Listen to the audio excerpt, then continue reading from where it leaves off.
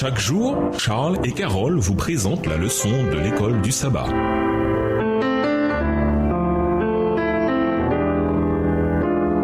Bienvenue dans votre émission. Dieu nous parle. Nous voilà la leçon de lundi, l'émeute dans le théâtre. Lisons Acte 19, les versets 21 à Acte 20, verset 1. Quelle leçon pouvons-nous tirer de cette histoire? Acte 19, le verset 21, Acte 20, le verset 1. Après que ces choses se furent passées, Paul forma le projet d'aller à Jérusalem en traversant la Macédoine et l'Achaïe. Quand j'aurai été là, se disait-il, il faut aussi que je voie Rome. Il envoya en Macédoine 2 de ses aides, Timothée et Éraste.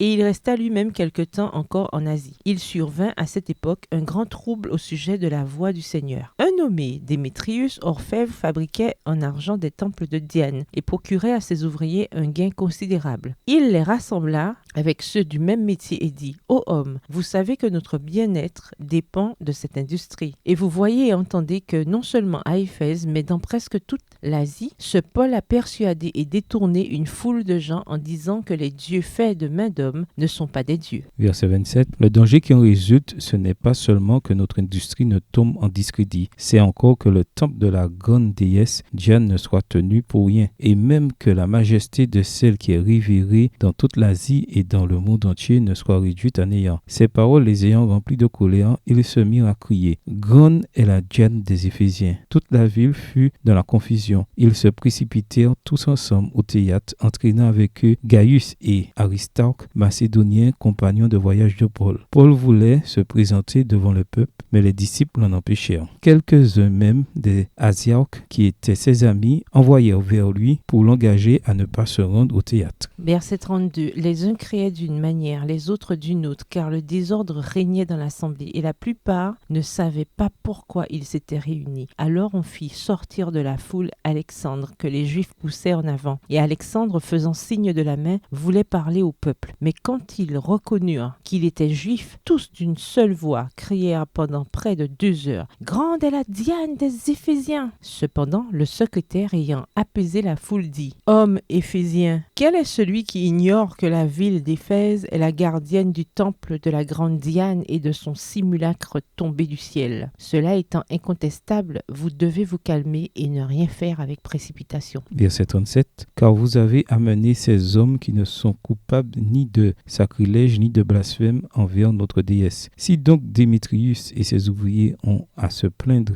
de quelqu'un, et il y a des jours d'audience et des proconsuls qu'ils s'appellent en justice les uns les autres. Et si vous avez en vue d'autres objets, ils se régleront dans une assemblée légale. Nous risquons en effet d'être accusés de sédition pour ce qui s'est passé aujourd'hui, puisqu'il n'existe aucun motif qui nous permette de justifier cet attroupement. Après ces paroles, il congédia l'assemblée. Verset 1 d'Acte 20. Lorsque le tumulte eut cessé, Paul réunit les disciples et après les avoir exhortés, prit congé d'eux et partit pour aller en Macédoine. Le témoignage de Paul dans la grande ville sophistiquée d'Éphèse était si efficace qu'il eut un impact sur un moteur économique important de la ville, le tourisme axé sur le temple d'Artémis. Et quel majestueux temple c'était! Cette magnifique structure était composée en partie de 127 piliers, chacun haut d'environ 18 mètres, en marbre de Parian, un marbre blanc pur et impeccable, très prisé pour les sculptures. 36 de ces piliers étaient sculptés et recouverts d'or, ce qui a valu au temple sa réputation d'être l'une des 7 merveilles du monde antique. Préoccupé par le fait que la rhétorique anti-idolâtrie de Paul réduisait le soutien financier du temple,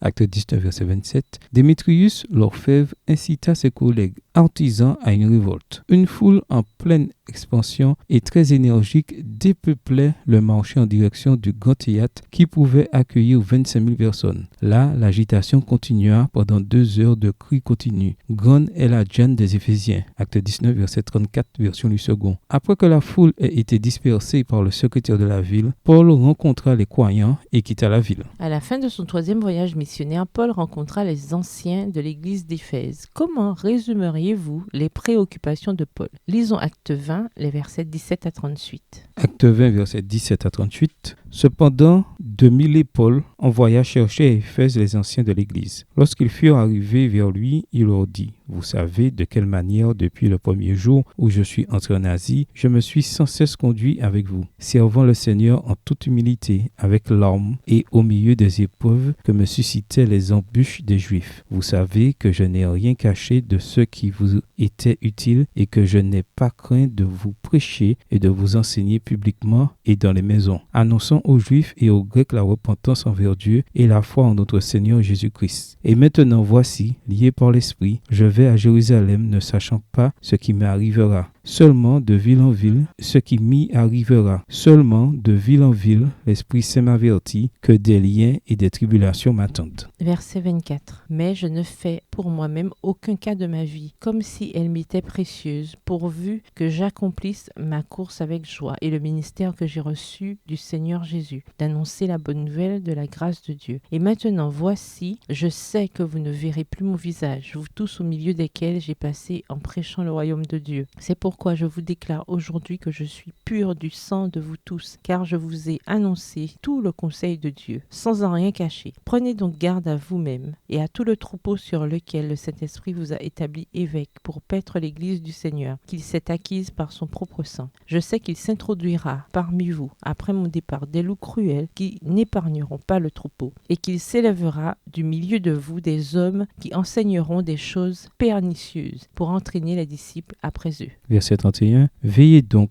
vous souvenant que durant 3 années, je n'ai cessé nuit et jour d'exhorter avec larmes chacun de vous. Et maintenant, je vous recommande à Dieu et à la parole de sa grâce, à celui qui veut édifier et donner l'héritage avec tous les sanctifiés. Je n'ai désiré ni l'argent, ni l'or, ni les vêtements de personne. Vous savez vous-même que ces mains ont pourvu à mes besoins et à ceux des personnes qui étaient avec moi. Je vous ai montré de toute manière que c'est en travaillant ainsi qu'il faut soutenir les faibles et se rappeler les paroles du Seigneur, qui a dit lui-même, il y a plus de bonheur à donner qu'à recevoir. Verset 36. Après avoir ainsi parlé, il se mit à genoux et il pria avec eux tous. Et tous fondirent en larmes et se jetant au cou de Paul, il l'embrassait, affligé surtout de ce qu'il avait dit qu'il ne verrait plus son visage, et ils l'accompagnèrent jusqu'au navire. Une chronologie provisoire de la relation de Paul à Éphèse. Premièrement, l'an 52 après Jésus-Christ, première et brève visite de Paul à Éphèse, acte 18 et versets 18 à 21. Deuxièmement, de 53 à 56 après Jésus-Christ, le ministère de 3 ans de Paul à Éphèse, acte 19 le verset 1 à acte 20 le verset 1. Il écrivit la première épître aux Corinthiens vers la fin de son séjour à Éphèse, 1 Corinthiens 16 et versets 5 à 9. Troisièmement, l'an 57 après Jésus-Christ, à Milet, Paul rencontra les anciens d'Éphèse, acte 20 et versets 17 à 38. Quatrièmement, l'an 62 après Jésus-Christ, Paul écrivit sa lettre aux Éphésiens, probablement depuis la prison à Rome. Veillez donc, vous souvenant que durant 3 années, je n'ai cessé nuit et jour d'exhorter avec larmes chacun de vous, déclara Paul. Acte 20, verset 31, version Louis II. À votre avis, contre quoi Paul mettrait-il en garde notre Église aujourd'hui et pourquoi? Au revoir.